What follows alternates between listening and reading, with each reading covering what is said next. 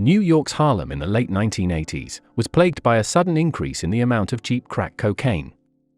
The effects were devastating on the local community, but dealing also made a select group of people incredibly wealthy. In particular, three of Harlem's most notorious cocaine dealers, Alpo Martinez, Richard Porter, and Azie Faison. In an infamous betrayal, Martinez shot and killed Porter in 1990, only to wind up being shot and killed himself in Harlem in 2021. Faison, on the other hand, eventually went down a different path. After his years in the drug trade, Faison decided to turn over a new leaf. He became an author and screenwriter, turning his life story, and the life stories of Martinez and Porter, into the highly successful film Paid in Full, as well as his own published book, Game Over. In doing so, he helped reveal the grim reality behind the so-called glamorous lifestyle his crew lived. Azie Faison was born on November 10, 1964. He had 7 brothers and sisters. Growing up in a poor neighborhood in the Bronx, Faison's family, like many others in the community, essentially lived on public assistance or welfare. Faison's parents tried their hardest to provide for their children. His mother tried to instill values of responsibility in them and taught them the importance of making a good living. His father worked hard and served as a role model. He didn't smoke, drink, or gamble. Despite his parents' positive influence, though, Faison eventually fell in with the wrong crowd.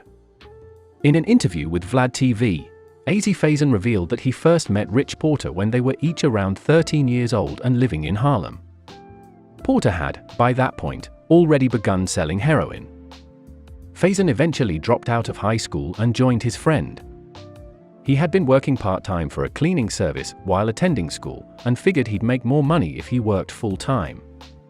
His income didn't change, however, he was still making just $75 a week.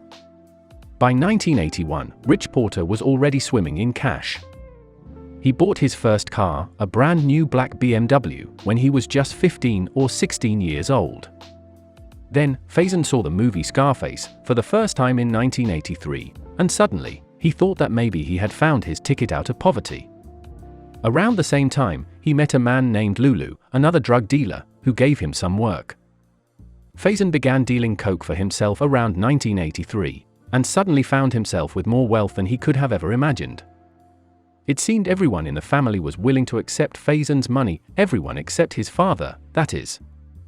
Faison's father actively refused to accept any money from him and demanded that his wife do the same. One day, he came home to find his son with a huge mound of coke, a scale, and hundreds of little vials. Faison's father warned him that nothing but trouble would come of dealing with narcotics, but Faison shrugged him off. He would later say that this moment marked a turning point in his relationship with his father, and that his father essentially cut him off until years later when Faison got shot. A New York Times article from August 22, 1987, detailed the events surrounding a shooting that would change Azie Faison's outlook. According to reports, at around 2:30 a.m., police responded to a call reporting the sound of gunshots from a third-floor apartment near East 169th Street in South Bronx. Upon arrival, the police found 6 people, all of whom had been shot in the head and body at close range. 3 of them, 50-year-old Myra Enoch, 44-year-old Joan Blue, and 23-year-old Charles Parker, were already dead. The other 3 were still alive. They were 34-year-old Michael Lamar, 13-year-old Lynette Bell, and, of course, 23-year-old Azie Faison. Bell had been stabbed in the stomach before being shot. There was also a good amount of drug paraphernalia in the apartment. As it turned out, the apartment belonged to Faison's aunt, and he was using it as one of his stash houses. Faison was shot 9 times that night, after a group of robbers broke into the stash house. He was sent to the hospital, where he lay in critical condition. Faison's business took a major hit while he was recovering.